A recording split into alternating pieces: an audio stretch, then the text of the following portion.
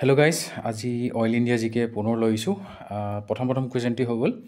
from 188.1 megawatt of installed renewable energy capacity of Oil India Limited how many is solar projects মানে total renewable energy যিমানখিনি আছে Oil India 188 megawatt আজিলৈকে install কৰিছে যেনেকৈ ধৰি লওক উইণ্ড এনাৰ্জি সোলাৰ এনাৰ্জি আৰু নানান ধৰণৰ এনাৰ্জি আছে যেটো ৰিনিউৱেবল এনাৰ্জি বুলি কয় যাক ৰিনিউ কৰিব পাৰি তো তেনেকুৱা ধৰণৰ এনাৰ্জিখিনিৰ ভিতৰত সৌৰ শক্তি এনাৰ্জি কিমান মেগাৱাট আছে অইল ইণ্ডিয়া ইনষ্টল কৰা তো 10 মেগাৱাট 12 মেগাৱাট 14 মেগাৱাট 16 মেগাৱাট ইয়াৰ আনসাৰটো হ'ব 14 মেগাৱাট ঠিক আছে 14 মেগাৱাট টোটাল সোলাৰ এনাৰ্জি হয় বাকিখিনি উইণ্ড এনাৰ্জি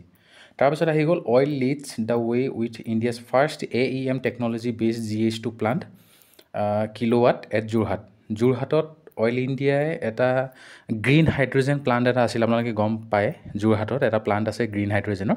তো তাৰে এটা ফাৰ্ষ্ট AEM টেকনলজি বনাইছিলে তো সেই প্লাণ্টটো কিমান কিলোৱাটৰ হয় বুলি সুধিছে তো যেটো গ্ৰীণ হাইড্ৰজেন প্লাণ্ট হেতু সেই গ্ৰীণ হাইড্ৰজেন প্লাণ্টটো 50 কিলোৱাট 100 কিলোৱাট 150 কিলোৱাট নে 200 তো এই আনসাৰ ৰাইট আনসাৰটো হ'ব 100 কিলোৱাট কিমান হয় 100 কিলোৱাটৰ হয় যেটো গ্ৰীণ হাইড্ৰজেন প্লাণ্ট হয় হেতু যোৰহাটত আছে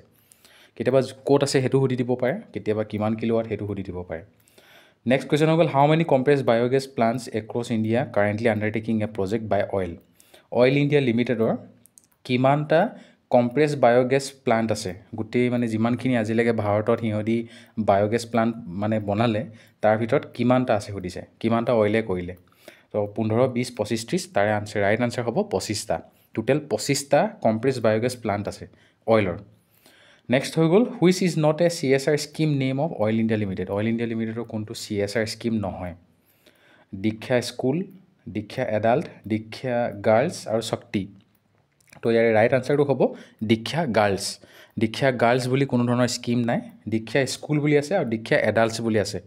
শক্তি আছে গম পাই শক্তি কথাটো মেনষ্ট্ৰুৱেশ্যন আৰু হেৰিৰ কাৰণে তেনেকৈ ঠিক ৰূপান্তৰ আছে নানান ধৰণৰ আছে স্পৰ্শ আছে তো এইখিনি আপোনালোকে চাব পাৰিব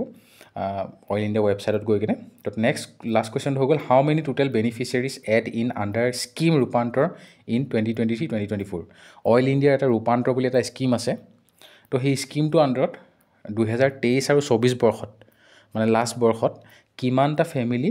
বেনিফিচিয়াৰি হিচাপে এড হৈছে কিমানটা ফেমিলিয়ে মানে সুবিধা পাবলৈ সক্ষম হৈছে ৰূপান্তৰ স্কিম আণ্ডাৰত তো 1010টা ফেমিলি 1080টা ফেমিলি 1130টা ফেমিলি নে 1240টা ফেমিলি